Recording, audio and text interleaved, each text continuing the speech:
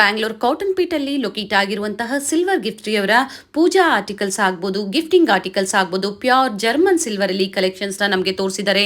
Beautiful collections ಅಂತ ಹೇಳ್ಬೋದು. Premium ಕ್ವಾಲಿಟಿಯಲ್ಲಿ direct from manufacturers ಇಂದ ನೀವು ಪರ್ಚೇಸ್ ಮಾಡೋದ್ರಿಂದ ಬೆಸ್ಟ್ ಪ್ರೈಸಸ್ ಅವೈಲಬಲ್ ಇರುತ್ತೆ. ಕ್ವಾಲಿಟಿನ ನೀವು ಟ್ರಸ್ಟ್ ಮಾಡಬಹುದು.